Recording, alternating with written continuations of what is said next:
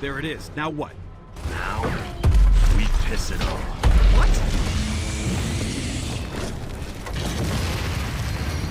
Okay, let's roast this thing. Run to the transformers. Where? Over there. The access road. The fence is open. Run!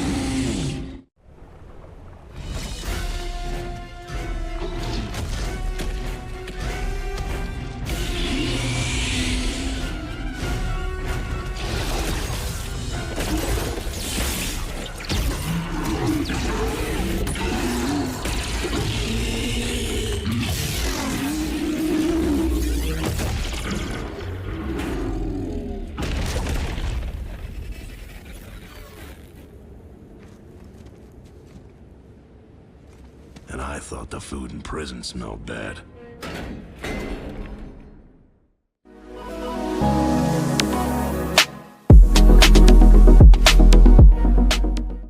Yo, how's it going guys? It's Abs here and welcome back to another Gears of War lore video. So in this video I'm going to be explaining the Brumaks and Swarmaks that are encountered in the Gears of War universe. So as always, if you are new to the channel, be sure to subscribe and hit the notification bell so you don't miss another lore video. And yeah, let's dive straight into it. So on Sarah, the hollow creatures, which were also known as the denizens of the hollow, were indigenous animals found within the hollow.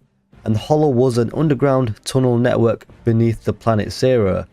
So the Brumak was one of the largest species of hollow creature, believed by COG scientists to be the apex predator of the hollow. COG research indicated that they were bred from apes by the Locust, which was actually correct as this was done by the Locust geneticist Ukon to use the hollow creatures as tools for the Locust Horde to prosper and to use them as weapons of war.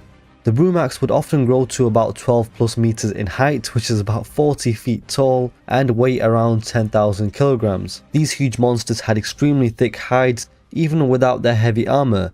Unlike the Corpser, which was another hollow creature, the Brumaks only had 2 eyes, but their helmets are covered in luminescent lenses, giving the illusion that they had more than 2 eyes, but they only had 2. So the Locust geneticist Ukon created the armor for the Brumaks and the other hollow creatures that the Locust Horde used, and he also designed the helmet technology that allowed the Locust to control these hollow creatures. Because without the helmets, the creatures become rogue and just as dangerous to the Locust as they would be to their enemies. Now the Brumaks were equipped with wrist-mounted chain guns and a back-mounted rocket launcher, making them extremely deadly at both close and long range, and they possessed incredible strength, capable of pushing over an assault derrick with a single shoulder shove.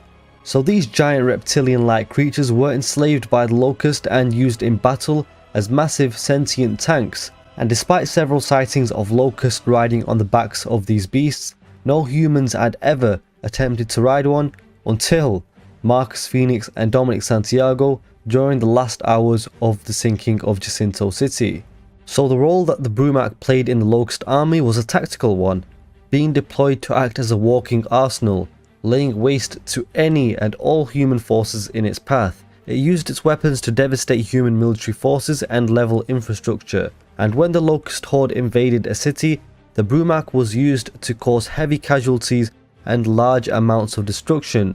And besides offensive purposes, Brumaks have been seen in and around the Locust capital Nexus, being used for defensive purposes, in this case protecting their city. So those were the original Brumaks, and then we also had the Lambent Brumaks.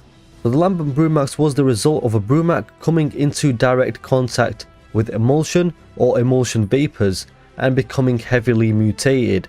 So its mutation and mutation results are vastly different from other Lambent lifeforms. The Lambent Brumak grew several stories tall, coming in between 98 to 140 feet tall, with its head splitting open, with a second one coming out of it, and with multiple huge tendrils coming out of its body. It was so heavily mutated that it did not appear remotely similar to a Brumak any longer. And of course, the Lambent Brumak being killed triggered a massive explosion on a huge scale, and the Lambent Brumak was substituted for the light mass bomb in order to sink Jacinto City and flood the hollow, which was the home of the Locust, with seawater. And then we also had the Swarmaks, So the Swarmaks were horribly disfigured versions of the Brumak, being covered with numerous blisters and heavy crystal growth, and appeared roughly 25 years after the end of the Locust War. Swarmaks, much like Scions, seemed to be former Brumaks that were killed when the Imulsion countermeasure weapon was activated 17 years after Emergence Day, since they seemed to share the same crystal growths that the Scions had as drones when they died.